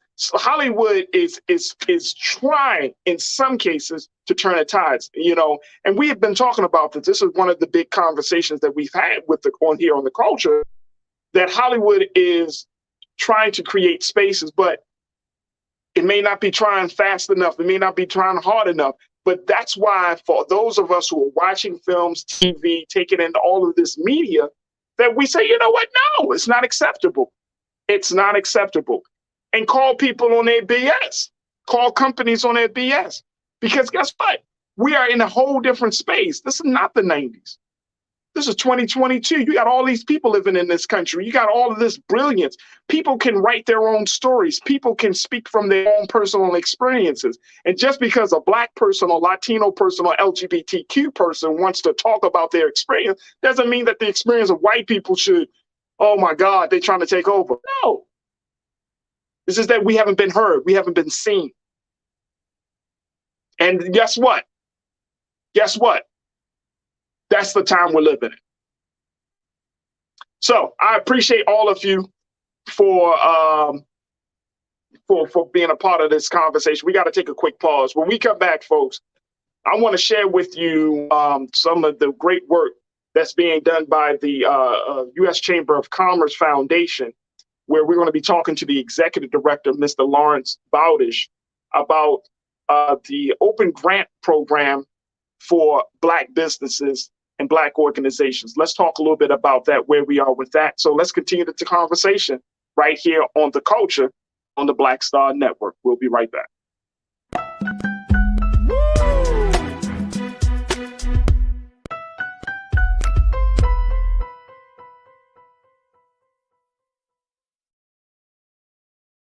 I'm Deborah Owens, America's Wealth Coach, and my new show, Get Wealthy, focuses on the things that your financial advisor and bank isn't telling you, but you absolutely need to know. So watch Get Wealthy on the Black Star Network.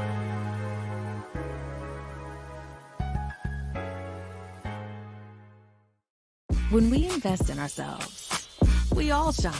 Together, we are Black beyond measure. Hi, I'm Dr. Jackie Hood Martin, and I have a question for you. Ever feel as if your life is teetering and the weight and pressure of the world is consistently on your shoulders? Well, let me tell you, living a balanced life isn't easy. Join me each Tuesday on Black Star Network for a Balanced Life with Dr. Jackie.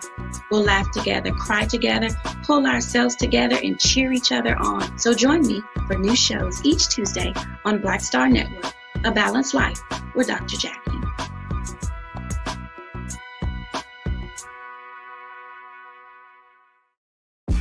When we invest in ourselves, we're investing in what's next for all of us. Growing, creating, making moves that move us all forward. Together, we are Black beyond measure. Pull up a chair, take your seat. The Black Tape with me, Dr. Greg Carr, here on the Black Star Network.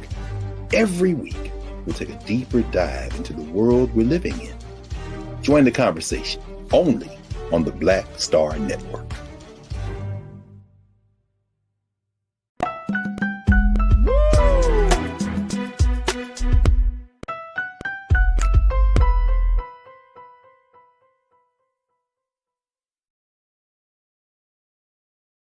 All right, folks, it's time for us to have for our final conversation. It's time for us to talk about business.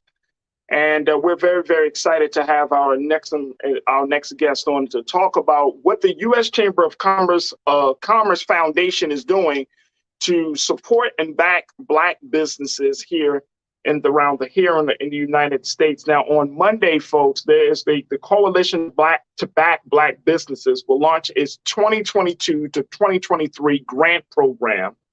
This year, the program will provide $5,000 grants to 272 Black-owned businesses to help meet critical business needs. Now, joining us to talk to us about this very, very important and magnificent effort is Mr. Lawrence Bowdish, who serves as the executive director of the U.S. Chamber of Commerce Foundation. And he is here with us this afternoon to talk to us about all of that this grant program has to offer for emerging Black businesses. Mr. Bowdish, thank you so much for being with us. How are you this afternoon? Pleasure's mine. I'm great. Thank you. Absolutely, absolutely. So let's talk a little bit about this, sir. About first the work of the U.S. Chamber of Commerce Foundation. Is this connected to the Chamber of Commerce? It is. It is. So the U.S. Chamber is the 501c6 advocacy group. We are a C3, the nonprofit charitable. So our group doesn't do anything with the policy side of it. So that's why this program, the Coalition to Back Black Businesses, is grants, coaching, network building. So directly to small Black-owned businesses across the country. So give us some update on where we are with Black businesses here and around the country. I know this grant program is going to be supporting 272 Black-owned businesses. But what from your vantage point, Lawrence, what's the state of Black businesses in America? Are we at a good place? Are we in a bad place? What's the state? That's a really great question, and one of the things that we've seen, we're entering our third year giving out grants here starting on Monday, as you suggested, at webackblackbusinesses.com. One of the things we've seen, the reason we started this, frankly, is there was that report that came out by Robert Fairley that was for Q1 of 2020. It said 41% of Black-owned businesses closed between March and April of 2020. Since then, there's been some recovery. We've seen some growth, but that's come from a lot of entrepreneurs and new business owners that would not have started a business under non-COVID circumstances, right? And so there's been massive growth, but massive new growth of folks that might not have, a little bit of the ins and outs of entrepreneurial thought that they might need to get going. And so while we've seen a rebound, that rebound it's obviously promising, but it's not as secure as I think some might like it to be. And so the reason why we're keeping this program going now in its third year is to make sure that, particularly for, we don't have any limit on how old the business can be. You can be 50 years old or 6 months old, right? We want to make sure particularly that some of these newer businesses with folks that have started business really recently have an opportunity to, get a step up in their entrepreneurial prep to hopefully to make this sort of rebound persist through, who knows what the next year of the economy will look like. Right. And I think many people are trying to figure out if, for example, if the United States government is serious about making sure that Black-owned businesses can be sustained. Do you feel like, that is a part of the priority list for the Biden-Harris administration? So I can't speak about that officially. However, I do think the codification of the MBDA is a great start to that. So I think that is an important step in the right direction. We partner with the U.S. Black Chamber, the National Black Chamber, National Business League, and Walker's Legacy. They were all very important partners in making sure that that Mr. Clevens was appointed to that role. And I think that's going to be a good start to take a lot of the talk and help turn it into sort of real action. And hopefully our grants can be an important aspect of that. Absolutely. One of the big things about having this conversation with you today is that I wanted people to know before the grant program opens on Monday how serious and important this is, because you have a limited number of resources, a limited number of grants for 272 businesses. What do you for those 272? Talk to us about the qualifications. What kind of Black-owned? What kind of businesses should they be? Do they need to have, a certain number of workers? Do they need to bring in a certain number of income? What are the qualifications? Absolutely. Happy to share that. I do want to add that we're at 272 now. I do have some checks coming in, but don't know the amounts of them, so I can't come out and say it'll be 305 or whatever, but I do anticipate to have more than 272. That said, there are 125,000 Black-owned employers in the U.S. and close to 3 million incorporated businesses, folks that are solo entrepreneurs. That said, for our program, the requirements are, obviously be a Black-owned business. We don't require certification. You just have to attest to the fact that you are Black-owned. And then in addition, we do want to focus, because we are a charitable organization, the foundation.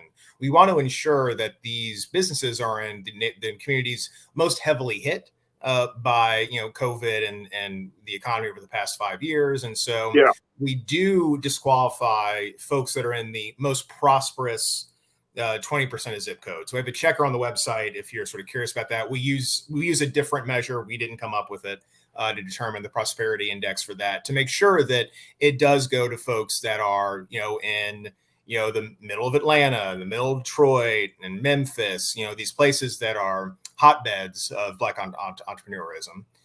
And then there is a worker requirement. We do want you to be paying 2 other people to help you run your business. Now, it doesn't matter if I'm not going to ask for W-2 contracts or your 1099s or full-time, part-time, whatever.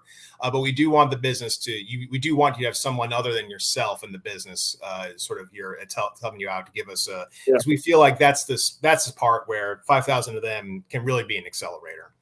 And then on top of that, the only other restriction for industry is that SBA has some industry restrictions, particularly on places that are like membership clubs, things that are sort of the standard SBA loan disqualifiers. But frankly, that's so few businesses, it's not worth getting into. But we have that list on our website.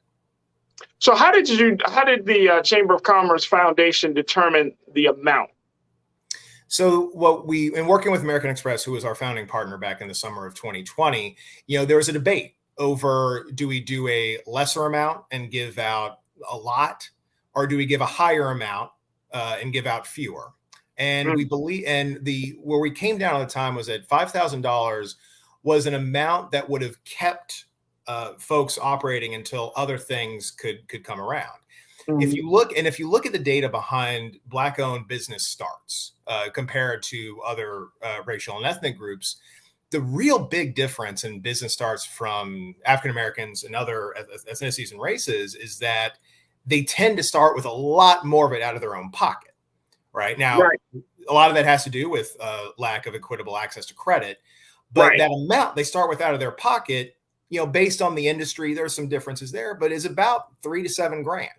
Right. And so if we thought if we can sort of get in the middle of that difference, right, and if we sort of think that generally that's sort of the step behind that Black-owned businesses are in their external, credit system or credit status when they start a business, for us, that made sense.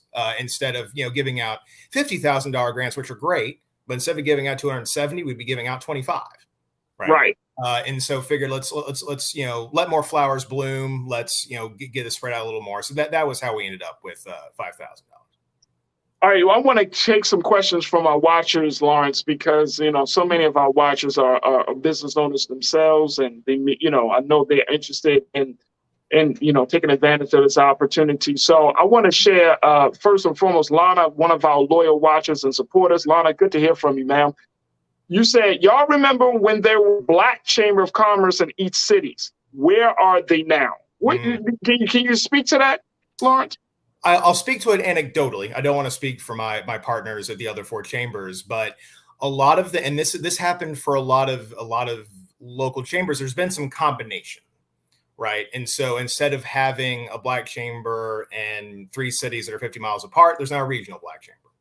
And that was true across a lot of the non trying to think the right way, a lot of the specialized group chambers that happened to.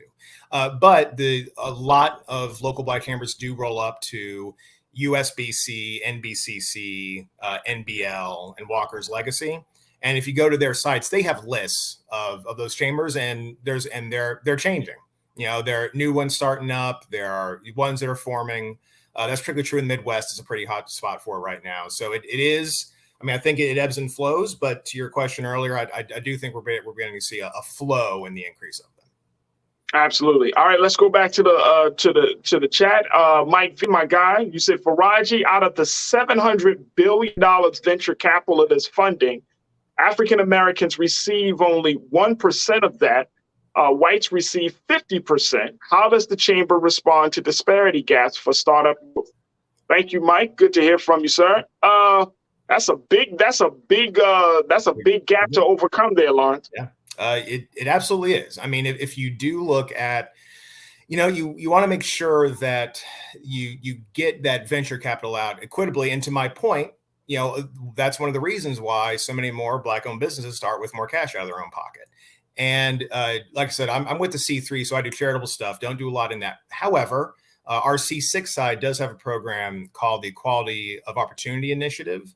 Mm-hmm. And one of their 6 pillars is access to this type of capital growth. And so, they are working with not only, specific, venture funds that will only fund Black-owned businesses and getting them, funding from, different series groups, but making sure that African American and other groups get an equal access to the venture firms that are not focused solely on African Americans. So our C6 folks do some work on that. So here's the thing, and help me understand this a little bit, Lawrence, that if Black folks are spending, Black business owners are spending more out of pocket than any other group of business owners, right? Mm-hmm. How come there isn't an alarm that's sounding within either like the nonprofit space or the government space to support Black businesses, when we know that Black and small businesses, well, particularly small businesses, serve as the backbone of the economy, right? Yeah. But there just doesn't seem to be any real investment coming from the foundation nonprofit, because I worked in the nonprofit sector for years. Yeah. It seems like there's still a culture of competitiveness versus a culture of investment and cooperation. Why is that? So that's a great question. I think that I'll clarify real quick that difference in spending is to start that business. So that stat comes from something called the Survey of Consumer Finances. And one of the things they do is they look at, if you're a business owner, how did you start your business? And, and African Americans are much more likely to say cash out of my own pocket to the amounts that I stated before. I think there's a couple of challenges there. One, with the nonprofits and foundations, working with businesses and small businesses is a tough nut to crack. And as a foundation and nonprofit that works to, get money and funding to small businesses, it ain't easy, right? I mean, the amount of things we have to do to make sure everything's above board and the grants are appropriate and their charitable nature, it's difficult for it would be almost impossible for any nonprofit or foundation smaller than ours really to have the backbone support to do it. So It does happen, and you do see folks at the larger foundations like Knight and Gates. They are trying to crack this nut and make sure that small businesses do develop this. I think on the other side of it, the government only looks at what are called non-employers closely every 5 years. And so they really only know about the employer firms. I'd mentioned the 125,000 Black-owned businesses that have an employee and the 3 million that are working on their own or don't have a formal employee in place. They only know about this. They only know very little about this 3 million group. They know a fair amount about the 125K group. Right. But that 2.875 million gap in between them, it's difficult for the government to serve them because they know very little about them, and I'm not trying to give them an out, right? But it's difficult to sort of frame actions and policy on a group that's difficult to put your finger on. And then when you look at, those small businesses are so volatile. When COVID hit and 41% of them closed, if they'd all been in government programs, they may have been helped, but it's hard to say, if the government could have kept up with that. And foundations, they are trying, but it is just a tough road to hoe. Well, I think that speaks to my next question coming from another watcher of ours, Beach Lover. You asked the question, why we turn down for business loans when we need them the most? Ask that question. And to your point, we're seeing that more and more, especially on the banking side. And I've worked with an organization in Baltimore where we're taking the banks to task, right?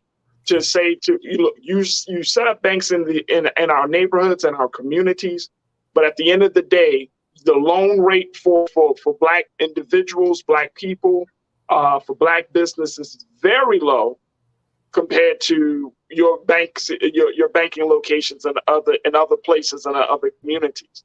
And so it's like we see the disparities. You're seeing the numbers, you see the disparities, but yet the loan rate is still low.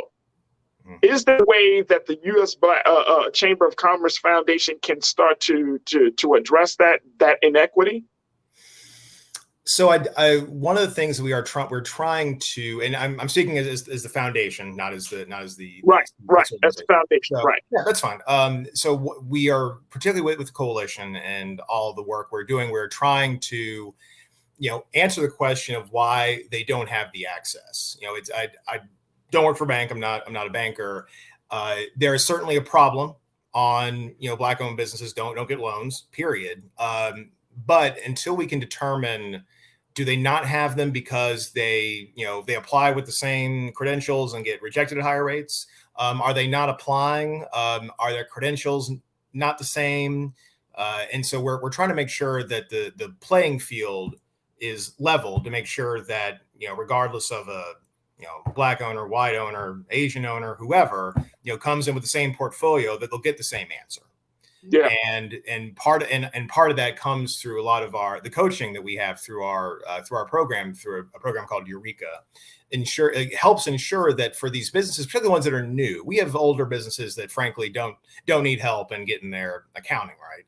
But if we have new businesses that we might be the first step to go show a bank, hey, we got this $5,000 grant, we're a real thing, we're up and running. It can help them sort of put together, stronger packets and help improve that. And so it's something that, we're trying to do from the foundation to, I don't think general awareness is the problem. I think anyone in this space kind of knows that happens. Yeah. It's making sure that, we want to make sure that it's not happening before they even, walk into the loan office, and anyone goes to a loan office physically anymore, that it sort of happens that everything getting into the loan office is exactly the same. So absolutely.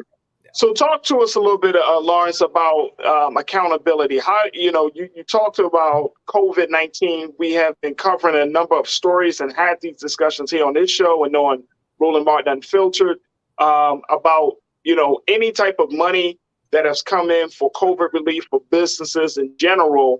Yeah. That now we're starting to see these stories about fraud, various businesses taking the money that should have been in the hands of Black businesses. So talk to us, what kind of accountability measures is the U.S. Chamber of Commerce Foundation planning to put in place to ensure that this money, this $5,000 for Black businesses, small Black businesses and Black-owned businesses, go to those places and not to someone else?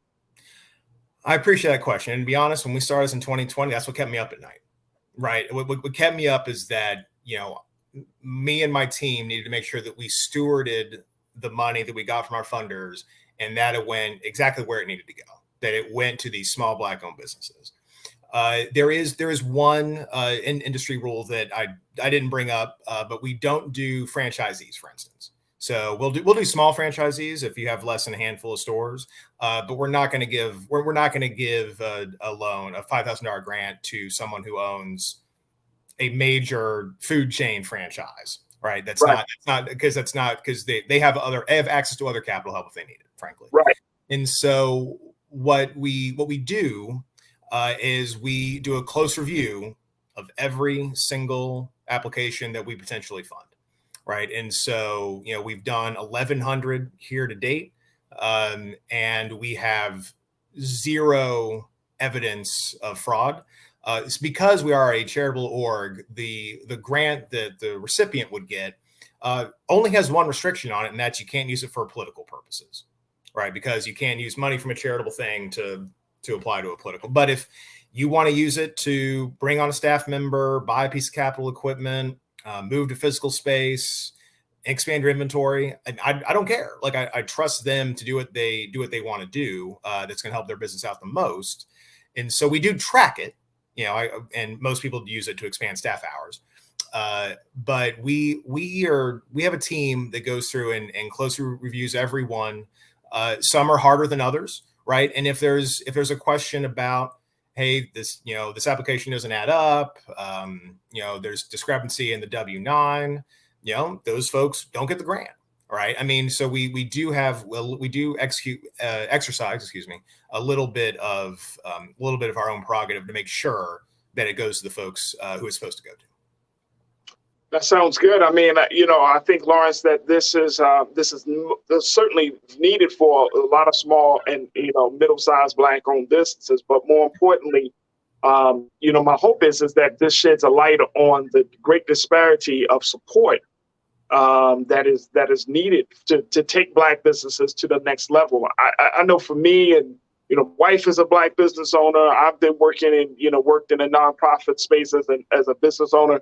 So it's an ongoing struggle. It's an uphill battle.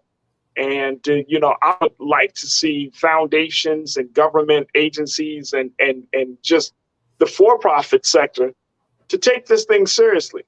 Like, we can't have a discussion about, moving America forward if we're not moving the Black business owners forward in the process. And I'm seeing that. And my hope is that as we have this conversation and these opportunities, that it will start to turn the tide to show that, Black businesses, Black-owned businesses are worthy of investment. They're worthy of the attention that they need to move forward. Lawrence, talk to us. How can people get more information about the grant program? I know it kicks off on Monday. How long will the program last? But with these, with the publicity and the fact that you have limited resources, I wanted to make sure that people heard about this sooner rather than later. Yep. Happy to give those details. So if you go right now to our site, webackblackbusinesses.com, everything I've talked about is there, black and white, ready to be reviewed. We do open the application period on Monday. Right now, you'll see an email collector. Type in your email. The only thing I'll ever use it for is to tell you when the application period is open. It'll be open from Monday to Tuesday the 6th. That's the day after Labor Day, so just over 2 weeks. We ask about 20 just demographic questions. So these are things that you're registering to us that, hey, I'm eligible, want to be considered. So we collect that. It only takes 3 to 4 minutes to fill out. We collect those for 2 weeks, and then at that point, we go through. We have some funders who have geographic focuses in certain areas, so we make sure we hit those. We want to make sure that a certain number of ours go to women-owned, Black-owned businesses, and we've been very fortunate that without having to do anything, we're sitting at close to 2/3, 70% of our grantees are women. So happy to have that come through. Once that occurs in late September, we'll reach out to whoever we can give grants to, ask them for a few more specific details, the W-9 document we need to do some checking and things like that. So we get that taken care of. Oh, thank you. It's on the site right now. Yeah. So we get that up, and then we'll make the decisions in October. Those folks will go through a coaching platform for 6 months. And then we have a separate $25,000 for folks in that group that will be a more qualitative, hey, you spent that $5,000, really great. Your business future is really bright. So the $25,000 grants to about 15 of them will be more of the judging, as opposed to this, which is more, tell me you're registered. We're going to pick some cities we need to go to and to start pulling names. That's awesome. That's awesome. Kenan, I want to just throw that back on there. webackblackbusinesses.com. Take a look at the site, folks. A grant-making initiative providing immediate financial assistance and long-term support for America's Black-owned small businesses. Folks, you definitely want to take advantage of this opportunity. They have limited funds, $5,000 grants available for a little bit over 300 businesses. And so this is a fantastic opportunity. If you're a Black-owned business, if you're a Black business owner, you want to definitely take a look at this. And I know, Lawrence, that you have this grant making. You talked about the $25,000, but it sounds like you got some other things coming down the pike for the U.S. Chamber of Commerce Foundation. Can people sign up for to be on an email list so they can stay up to date on some of the big initiatives? Absolutely. So what I recommend doing is apply for the grant. Everyone who doesn't get it, there's a question that says, hey, do you want us to keep you in our list for future Black-owned business focused resources? And as long as you say yes to that, then what we do is about every 2 months, there's other programs that have grants for, Black-owned businesses, sometimes specific industries or locations. We kind of collect those, and keep those both on our website and send those out via email. There are times when, news about something like the MBDA occurs, particularly during COVID when they redid PPP.